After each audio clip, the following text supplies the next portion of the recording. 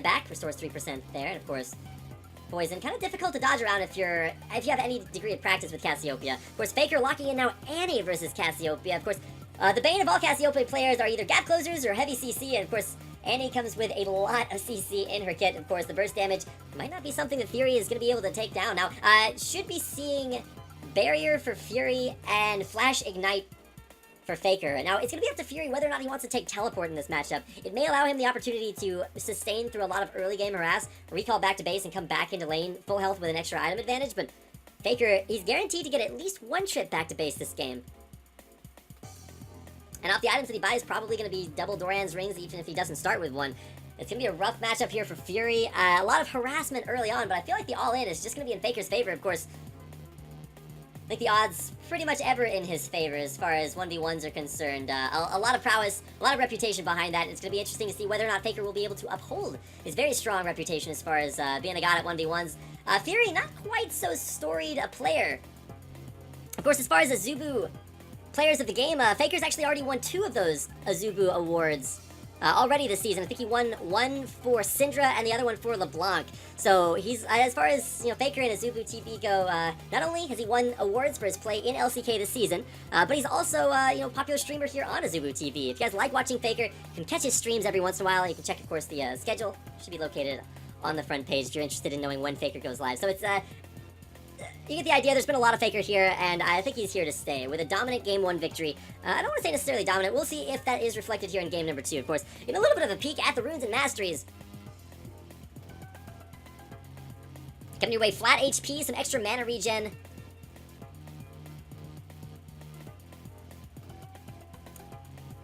Penetration stats, and of course flat damage there as well. It's going to be interesting for Fury, who, with the Mastery is revealing maybe a little bit more than the runes actually did decide to go for 21-9 or 21-0-9, foregoing the extra regeneration stats in defense and picking up some regeneration based off his total mana pool there.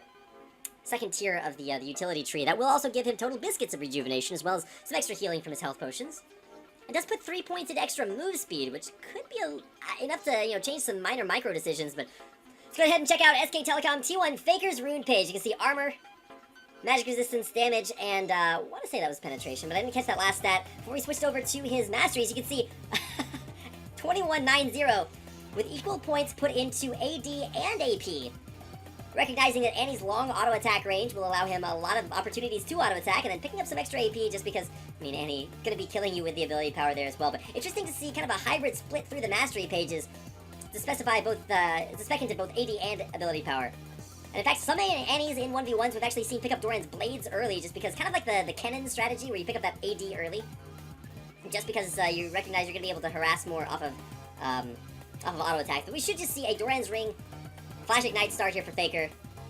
Possible Crystalline Flask for his opponent, but let's go ahead and get hyped for game number 2. It'll be coming up here in any second. This is the SoloKing tournament brought to you on Azubu TV, and of course we'll be getting into game number 2 between Faker and Fury. SKT T1 versus Samsung. It's coming your way, so don't go anywhere. When we come back, it'll be game number 2 in this best of 3 series. Winner will advance to face the victor of Kane versus Winged, which will be our best of 3 coming up after this series. Of course, we have to finish game number 2. It'll be coming your way here in just a minute, so stick around, don't go anywhere.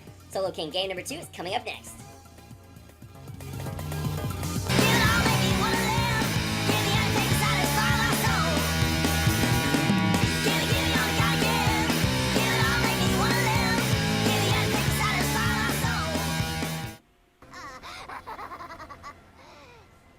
Fury thinks this is funny, but we'll see if he thinks it's quite as funny as he steps into lane versus a Faker. Game number 2 in their matchup here in the SoloKing Korean 1v1 tournament, of course featuring your favorite players, teams, and champions from this season of Champions, broadcast here on Azubu TV. My name is Reed Rapid Melton, and we're getting into the lane phase, well, these Faker's into the lane phase. I think he's actually looking for auto attacks on turrets, but once again, Fury going to wrap around here and look at the vote differential from Inven. Did polling over the course of the last few days, 4% for Fury versus a 96% vote of confidence here for Faker.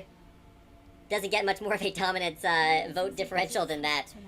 Are you the 4% that think Fury can pull this back, or the 96% that believe in Faker? I think putting your bets on Faker may on paper seem like the correct position, but we'll see how Cassiopeia fares versus Annie.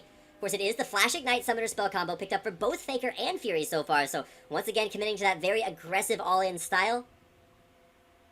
We're going to see if Fury has what it takes to turn things around. Faker already up 1-0.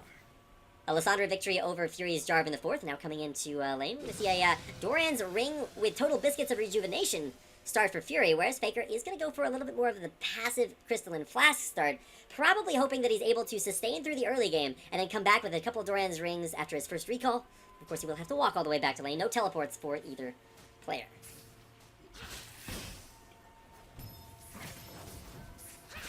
Faker just looking to dodge as much poison as he possibly can.